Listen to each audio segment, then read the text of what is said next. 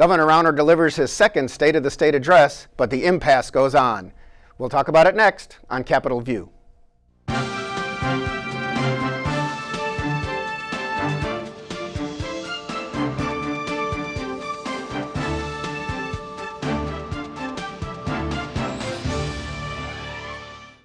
Welcome to Capitol View, the program where we talk about state issues, sometimes federal issues, and how they just might affect your life.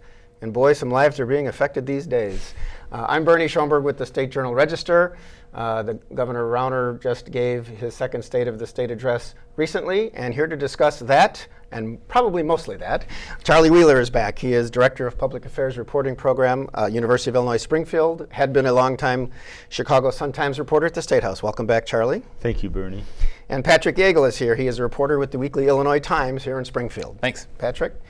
Well, state government is chugging along without a budget. We're, I guess, entering, the 8th month when February gets here. Charlie, what did you make of the governor's speech? You know, I think that the administration was making some calls to some reporters. Somehow I wasn't on that list, but I wasn't our main guy covering this. Thank you, Doug Finke. And, they were, I think, saying that the tone would be more conciliatory and open. Do you think that's what you heard? I guess it depends on where you're coming from, in the sense that if you wanted to find things that were conciliatory, yeah, the governor was a lot more conciliatory than he had been a year before. On the other hand, if you're looking for places where he was going to stick it to people and gig people, you could find those too. So it's kind of a mixed bag. It's like, is the glass half full or the glass half empty? But the reality of the situation, as you pointed out, we're now entering our 8th month without a budget. Much of the state's prior, what would you say, spending is continuing thanks to court orders, consent decrees, and some statutory provisions, but there are noticeable elements that are not getting any state money and that are in really bad shape. And so I think, and I guess I come down on the side that I wish the governor would have addressed the budget situation, because in my mind, the most compelling thing that needs to be done is we have to pass a budget. Yeah, of course, an argument might be the budget address is like, what is it, it's well, but he didn't even reference that. He didn't even make a passing reference saying that now if we can get some of this other stuff, substantive stuff addressed, then we can get to the budget. He didn't say anything about the budget. Patrick, any thoughts on tone and where we are? Well, he didn't say anything that I noticed, specific name calling, but he also, made, specific points about unions basically being the problem in Illinois, which has kind of been his, his tone the whole time. So, if you wanted to consider it reconciliatory, he did say something toward the end like, let's work together on this. Illinois can't wait any longer. Absolutely, but, yes. I don't really think anybody We must who break is from the listening, politics of the past and Right. do what is right for the long-term future. To achieve a grand compromise, we must cast partisanship and ideology aside. I don't think that anybody who has been watching state politics for the past few months is going to take that as, a signal that he's ready to negotiate. Interesting. Well, we'll see. I mean, he's talked about negotiation. I did notice, and as Charlie, you mentioned kind of the digs, he talked about changes in workers' compensation, and we have, which is part of the turnaround agenda that the governor has been pushing. And he says, I know you Democrats are under a lot of pressure from the unions and the trial lawyers, but if we don't make changes, the unions will have nobody to organize and the trial lawyers will have no more businesses left to sue, which, I don't know, was that necessary to go there? No, but he just can't resist. He can't resist those digs. And somebody on the other side could say, I know you Republicans are under a lot of pressure because you have all these plutocrats with these millions and millions of dollars that are waiting to be thrown against you in a campaign. But Which has started. Sam McCann's a good. So it depends on how you look at it. I personally, as I've said many times, I think unions are a good thing. I don't see anything wrong with thousands of people joining to have some collective voice in their workplace, some collective voice in public policy. I don't find that any more offensive than apparently some people think it's okay for a cabal of extremely wealthy individuals to form some super PAC and try and influence public policy to benefit their economic interests. Interesting. Well, you mentioned unions, of course, the state, we're near an impasse, or the governor's office has asked the labor board, that he appointed, some reappointments from the Quinn administration. Are we in an impasse in our contract with AFSCME, the biggest state government union with like 38,000 employees? He did say during the speech that the union people are out of touch with reality, their leadership going for some raises, because I think he wants a 4-year pay freeze, and the higher cost for health care to the employees. And he said they are undeterred and unashamed in what they are seeking in those negotiations. Again, part of the speech, which was billed as conciliatory. So where do we go with that? I don't know. Well, it's a question I've been wondering is, does Rauner want to push the unions into a strike? I don't think that they want to strike. The unions say he does, and he says he doesn't. Yeah, that's, Yeah. who knows? And I guess we shouldn't say all unions, because I'm sure the Rauner administration would note that they've reached agreements on new contracts with like 17 unions, but they represent a combined something in the neighborhood of 5,000 workers. And a lot of those are in trades, and a lot of those trades have their own health insurance plans. So the big sticking point, one of them for AFSCME, is that health insurance costs may go up dramatically for workers under the administration's plan, whereas these other unions, they don't count on the state to administer their health insurance. They don't really care. Yeah, it's not an issue for them. Let us talk about one area that appears to be compromised, at least in part, and that is Governor Rauner says that he is now on board with the basic pension program of Democratic Senate President John Cullerton, which would give employees a choice of taking their raises now that will add on to the base of their retirement when they retire, or the 3% cost of living increases that they're supposed to get later. So they could have one or the other, which at least under President Cullerton's plan would be they call it consideration. You choose one thing over another. Maybe that would be pass muster with the Supreme Court and say it's constitutional. Charlie, I know you might have a different view of that, but Governor Rauner says he is for that. We should pass it. When it was rolled out a couple of weeks ago, Governor Rauner said too much, and his people actually admitted he said too much, because he said, well, we could no longer collectively bargain on wages. It only meant the wages that dealt with that particular issue. And so he's cut that back and basically said we're in agreement, and he's trying to make nice with President Cullerton because he's been fighting with Speaker Madigan. So where does that go? And they say it could save like $1 billion, I guess, annually when we have much more than that as a state, as a whole. The of the budget. argument is, as you were saying, you can't unilaterally change somebody's future pension because of the protection that's written into the Illinois Constitution. An individual like myself and the teachers, the state university retirement system, I could decide, okay, I'm going to forego my pension benefits if it's my own free choice, no problem. Or some inducement could be given to me. And the argument that's being made here is that the trade-off people are going to have to choose between continuing getting pension benefits once they retire that increase by 3% per year, compounded, or foregoing that in return for being able to include in the pensionable base future salary increases. And the argument is future salary increases aren't guaranteed. There's no guarantee you're going to get a pay raise. In fact, as you said, the governor wants to freeze pay for 4 years. Other than he wants merit pay, which the unions don't want, because they say then your political friends will get help, and the governor's people say, well, good employees will get help. If that were the choice, somebody who's my age, I'm like 10 years past retirement age, I'd say, okay, I'll take the 3%. Sure. I'm not going to get any raises anyway, Somebody Patrick's age, were he a public worker, would say, no, I want to keep having my future raises included in the pensionable base. But where I see the problem is, it still compels you to do something that is going to harm your future benefits. Right, and the Constitution says you can't diminish or impair. And it's you being pension. Coerced. You're right, to take one or the other that's worse than what you have now. Now, if the third option was in there, you can, keep the annual increase, or you can keep the pay raises, or you can stay just with what you have. Then it wouldn't be a problem. Right, but then it wouldn't save the state any money, and nobody would pick the other two, basically. Yeah, and so that's the problem. If you look at it just in simplest terms, the only way you're going to save money is by diminishing somebody's benefits. Yeah, well, it's tough. And obviously, pension reform I mean, we already have a Tier 2 system for a few years, which means new employees get less, which is perfect under the Constitution, because if you're a new employee and you're not promised a lavish benefit, that's fine. And that ultimately will save the state money, but it's all the people in the Tier 1, the old system. Yeah, I mean, if that either you are, guys continuing want to to go to work for the state tomorrow, and the state said you're not going to get any pension, period. It's legal. You're not going to get a 401k, you're not going to get defined benefit, you're not going to get anything, and you signed on for it, that would be fine.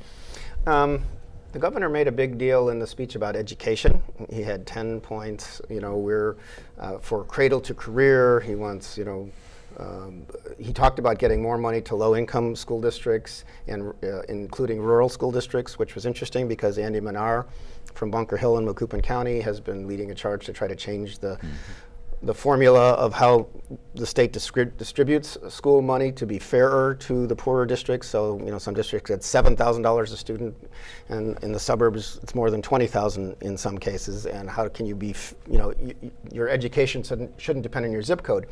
So that was, what do we think of where that's going? The governor also talked in there, though, about giving local governments a way to control costs, which for him is code for allowing perhaps school construction not to follow prevailing wage laws to save money, and maybe you don't have to collectively bargain, which are things that, again, the Democrats, who have overwhelming majorities, even if not veto-proof, say they don't want. So where does all this education talk go? I suppose, from my perspective, it's good that the governor is willing to sit down and negotiate with the Senate Democrats and ultimately the House Democrats as well for trying to change our formula. The formula, depending on whether you're a rich suburban district or a poor rural district, if you're a rich suburban district, you say, we only get a pittance from the state anyway. Our local property taxpayers pay 70, 80, 90% of our school. We're entitled to at least something. Right. The poorer districts say, well, yeah, you got that huge shopping mall, you got that huge factory complex, you have that amusement park, you have all these things that give you a huge property tax base. We don't have it. Or in the case of the south suburbs, where there isn't much industry anymore, that are the poorest school districts by large regionally of the state, they just don't have the money. They tax themselves exorbitantly. Very high property taxes. With their property taxes, and they still can't raise any money. And in the past, the plan that Senator Manar has been pushing for the last couple of years, in essence said, here's the pie. We're going to take this slice that goes to the rich districts, we're going to shrink it and give more to the poor districts, but the pie stays the same. And that's the problem. Yeah, I think for it to succeed, they'll have to do what they did the last time they revised the formula in '97. You have to grow the size of the pie. Right. So maybe my slice is smaller, but because it's a bigger pie, I'm not losing any dollars. Yeah, and that's one of the things that Governor Rauner actually, mentioned. Not specifically, but he did say we want to get more money for, the rural or low-income districts without taking money away from other districts. And that, to me, is code that he's not really on board with Andy Manar's plan, basically. Right. Well, the other general question is, with only 90% of the state budget being funded, universities are not being funded right now. A lot of social service agencies are either cutting back hours or laying off people or closing programs. How are you going to get that higher pie? It all depends on some kind of new revenue that's agreed to by the Democrats and the Republicans, because the Democrats clearly aren't going to pass it themselves, even though the governor continues to make that dig, well, they should just pass it. They probably don't have the votes, even though, because they're particularly in the House. I was going to say in the House, because there's one House member who has sided with the governor on a lot of this stuff. Ken Duncan from Chicago, that's right. So basically we need more revenue. The governor has always said, without the turnaround agenda, I'm not going to be open to more revenue, and there were clear indications that continues to go on. So how long can this go on?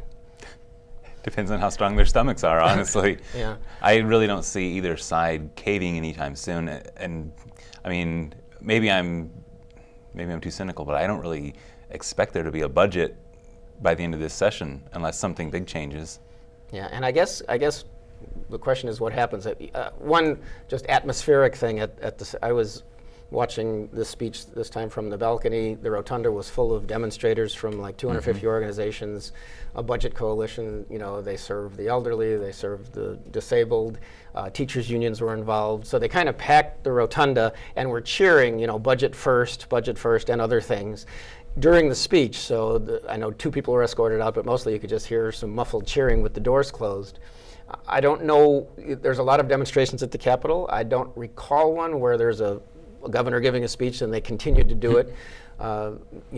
Spokesman for that group, Responsible Budget Coalition, I believe they call themselves, said, we just wanted to make sure that the governor and the legislators understand we need a budget. These terrible things are happening.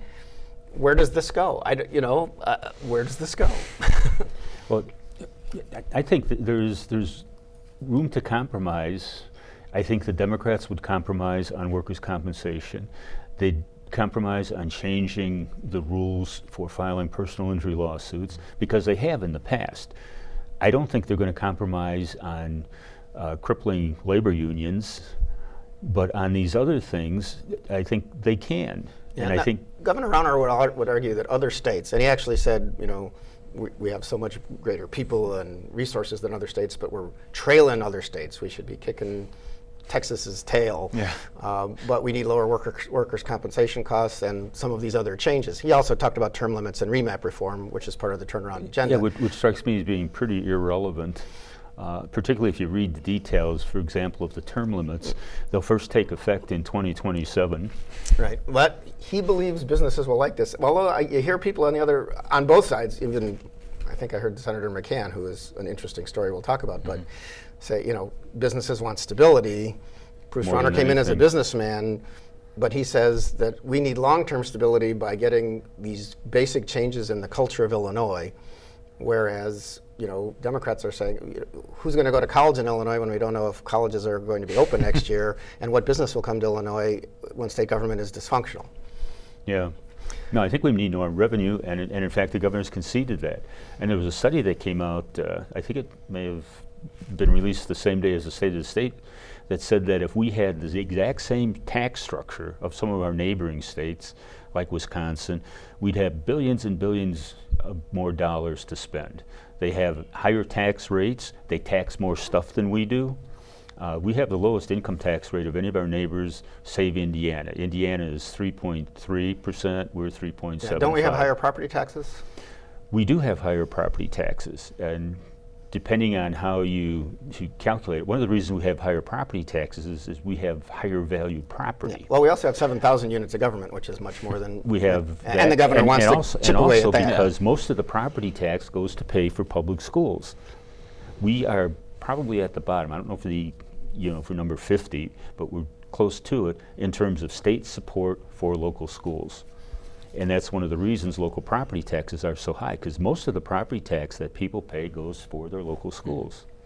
I'm going to talk about a Central Illinois political situation, because one of the things that people think might be happening with the governor is that he's just waiting for elections to happen so maybe he can get some more members. Now, it's interesting. Christine Radogno visited with the editorial board of the State Journal Register. She's the head of Senate Republicans, and I asked, do you think the elections this year will change the count very much between Democrats and Republicans? And she said probably not, which is interesting given all of this stuff going on. But the governor clearly has put a lot of money, having used the election laws to his advantage, even though there are limits now. Before the end of 2014, he was able to build his campaign fund to $20 million, which is a lot more than we've seen before on the Republican side. And there's a couple other multi-million-dollar pro-Rauner campaign funds out there. Sam McCann is one person. He represents part of Springfield. He's from Macoupin County. State Senate, 50th District, a guy named Bryce Benton, who is actually a state policeman, also running for state Senate in the Republican primary. Just ran at the last minute. Governor's people were for him. The governor hasn't admitted through his spokespeople who he's for in that race, but Bryce Benton's campaign manager used to work for Rauner, and the people who distributed petitions for him included Rauner's chief of legislation. Anyway, a group called Liberty Principles PAC, run by Dan Proft, who ran for governor a few years ago, got $1.8 million from the Turnaround PAC, which is designed to promote Governor Rauner's agenda.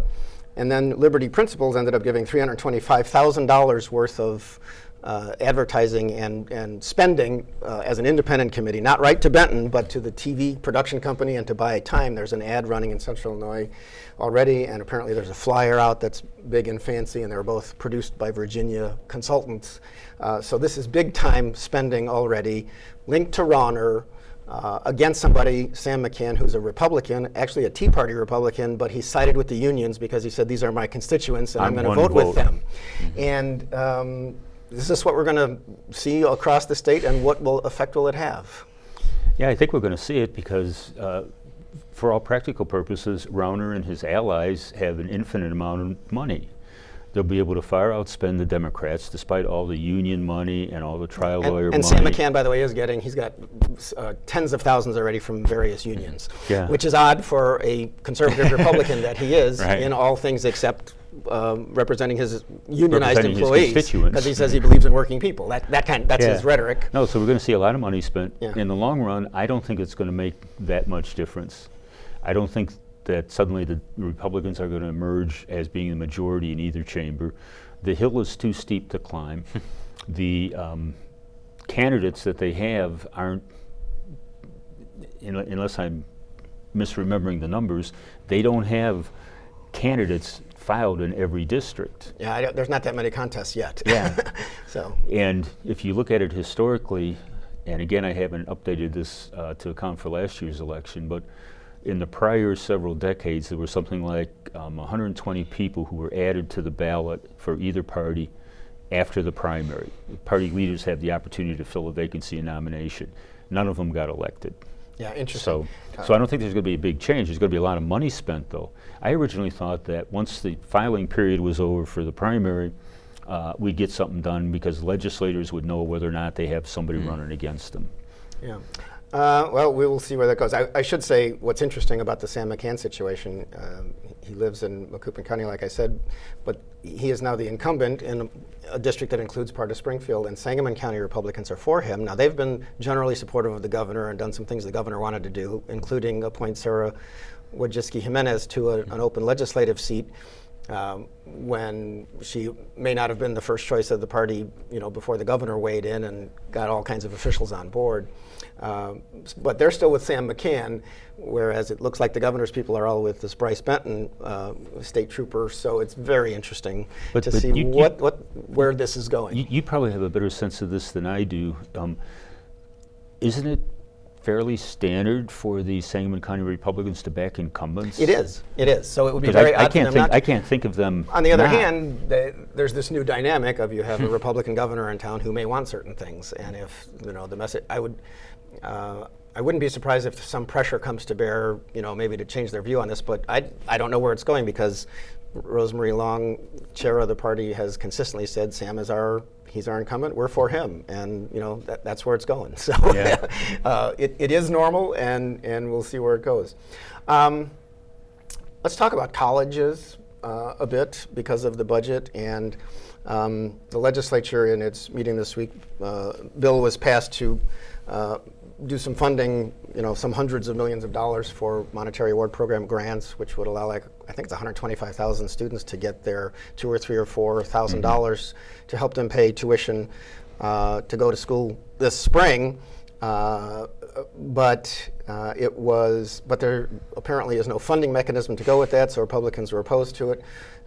And we are entering a phase where some universities are talking about closing, particularly Chicago State. In Chicago, there was a demonstration late in the week where some students closed the highway for a while, saying keep our school open, because no state funding for the fiscal year that began in July has gone to colleges or universities or community colleges, or MAP grants, in this 7 months plus. What's going to happen with that, and what is the long-term ramification of that, and can it be fixed? Well, again, it's hard to say what's going to happen. I know what you would hope would happen is that the governor and the legislature would sit down and work out a budget because of the real pain and trauma that's being caused. And you talk about, like, the University of Illinois doesn't have a budget. Okay, we can kind of live with that because we're very well off relative to other schools. Chicago State maybe won't be able to pay bills in another month or so. There's layoffs at Western. Eastern is struggling. They don't have the luxury that we do of being a world-class university with all the endowments that come with it. And so the real harm is coming, I believe, to the students who rely on that monetary assistance program to help pay their costs. Now, the University of Illinois is floating that for another semester. Some places aren't. Lincoln College reduced it, for example, their grants. What I'm thinking, and this goes back to what you were saying about the protesters in the rotunda, I think the most effective thing would be for these groups to show up in the home office. You know, here's Charlie Wheeler, the state senator, and a family comes in. Are you announcing? No. Heavens forbid. Comes in with their students saying, my son is not going to be able to continue in school because we don't have the MAP grant. Or someone comes in and says, I'm a home care worker taking care of these elderly people. I'm not going to be able to do it. What's going to happen to them? That direct one-on-one contact with lawmakers in their home district is what will move them. We'll see where that goes. Ken Duncan, who is kind of he does have a primary opponent, but he is a Democrat from Chicago. He had a press conference after the speech, and he showed up with a sleeping bag and a bottle of water, and he said, I'm going to, we've got to stop plantation politics with Speaker Madigan. We've got no ideas on the Democratic side. We've got to compromise. And he's been kind of working with Governor Rauner, but that might get him beat in a Democratic primary. So where does that go? I mean, is he right? Do the Democrats have some blame? I mean, as part of this, a lot of, the governor clearly wants to blame Mike Madigan. I think some polls show that's the way it's going to go, and I'll bet we see a lot of ads in that direction. What does this do? It just shows there's dysfunction on the Democratic side, at least a little. Certainly. I mean, I think the governor's gone out of his way to curry favor with black legislators, and for the most part, it hasn't worked. Of course, with Ken Duncan, it has worked. But one thing you mentioned earlier, Chicago State, if I remember correctly, that is the state's only predominantly black university. Yeah, and it's 4-year. Causing that to close down probably will not go over very well. And I'm wondering, how long can this kind of stuff go on before the governor starts to face a major backlash, not just from people who would traditionally be opposed to him, but from people who otherwise might view him favorably, Well, we will see where this goes, because I know I've talked to some professors in the past who say it's the governor's state, although he'll try to blame the Democrats, particularly Mike Madigan. And this will play out, and within a few weeks we'll see the budget address, and maybe some resolution will happen, but don't hold the breath. Charlie Wheeler, thanks for being here. Patrick Yeagle, thank you. I'm Bernie Schoenberg. Thank you for watching, and we'll see you next time on Capitol View.